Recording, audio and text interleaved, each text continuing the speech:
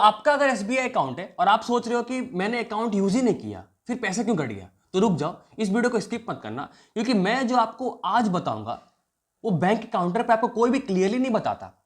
इसलिए इस वीडियो के एंड तक आपको 3 चीजें क्लियर हो जाएंगी। पहला है एसबीआई पैसे क्यों काट रही है, दूसरा है ये एसबीआई पैसे जो काट रही है वो इलीगल है या लीगल है, तीसरा है जो भी चार्जेस कटे हैं, माइनस हुआ है, वो पैसे वापस कैसे आप ला सकते हो। और हाँ, मैं यहाँ पे कोई भी फेक होप देने नहीं आया हूँ, मैं यहाँ पे प्रैक्टिकल बात करता हूँ, प्रैक्टिकल बात करूँगा आपसे हमेशा।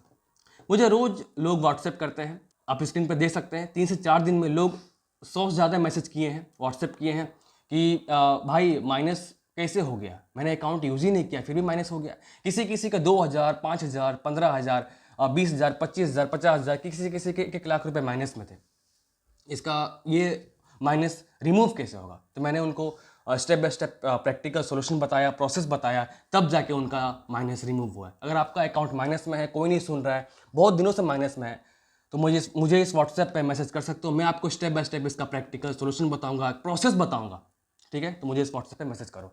तो उन लोगों का कहना था कि मैं जब बैंक जाता था तो एक ही जवाब मिलता था, आप लोगों को भी शायद मिला होगा एक ही जवाब, कि सिस्टम से कटी, हम लोग इसमें कुछ नहीं कर सकते हैं।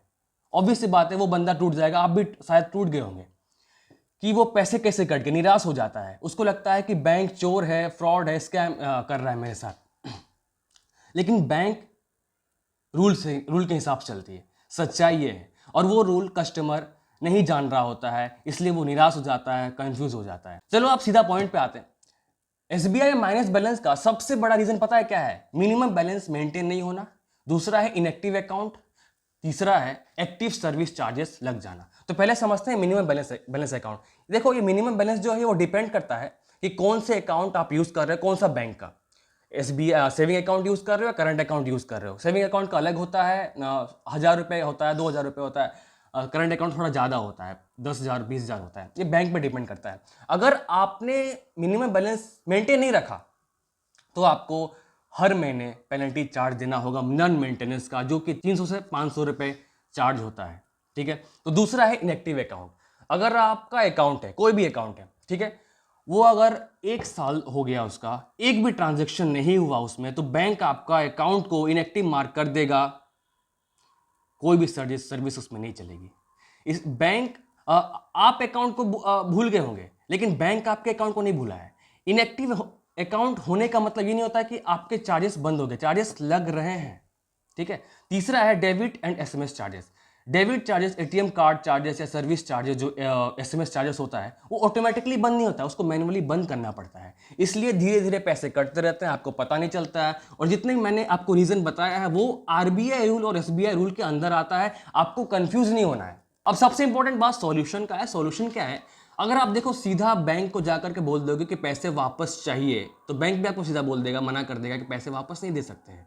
अगर आप सिस्टमेटिक तरीके से जाते हो तो चांसेस बन जाते हैं। तो स्टेप 1 है, अकाउंट को रीएक्टिवेशन में डालो, रीएक्टिवेट करवाओ। अगर आपका इनएक्टिव अकाउंट है बहुत लंबे समय तक, तो उसको एक्टिवेट करवाओ, क्योंकि इनएक्टिव अकाउंट में कोई भी सर्विस कंसिडर नहीं होती है, चाहे वो ट्रांसफर हो, डिपॉजिट हो, एटीएम यूज करना, कोई भी सर्विस कंसिडर नहीं होती है, रेस्ट्रिक्शन लग जाता है इसमें, इसलिए अकाउंट रीएक्टिवेट करवाओ। दूसरा है रिटर्न रिक्वेस्ट या फिर रिटर्न कंप्लेंट डालो। अगर किसी भी तरह का बैंक वालों ने गड़बड़ी कर दी है तो रिटर्न कंप्लेंट डालना बहुत जरूरी होता है, बहुत इंपॉर्टेंट है। ये मेरा पर्सनल एक्सपीरियंस है।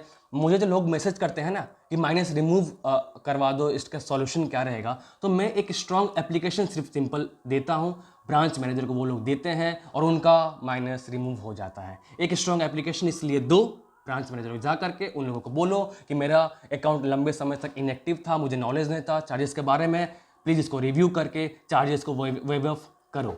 Step 3, service review. अगर आपने किसी भी तरह का सर्विस ले रखा है, एटीएम कार्ड हो या फिर एसएमएस अलर्ट हो या फिर ईमेल अलर्ट हो, अगर आप यूज नहीं कर रहे हो तो उसको बंद करवा दो ना। बंद करवाने क्या है, लेकिन जो भी इनके चार्जेस कटे हैं वो रिफंड हर केसेस में नहीं मिलता है, लेकिन जेन्युइन केसेस में पैसे आ जाते हैं इनके। अब एक ऑनेस्ट बात बोलता हूं, अगर आप ये सिर्फ सोच रहे हो कि पैसे तो वापस आना चाहिए, तो आप गलत हो। देखो, पहले ये समझना होगा कि आपका केस रिफंड लायक है कि नहीं।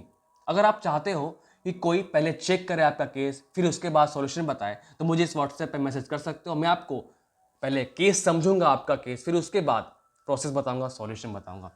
तो ये चैनल व्यूज के लिए नहीं है, गलत गाइडेंस से बचाने के लिए। तो इस चैनल को सब्सक्राइब भी करना, इस वीडियो को शेयर करना उन लोगों तक जिनका अकाउंट माइनस में है, रिमूव करवाना चाहते हैं। तो ठीक है, मिलता हूँ नेक्स्ट वीडियो में एक मोस्ट पावरफुल वीडियो के साथ। हरे कृष्ण।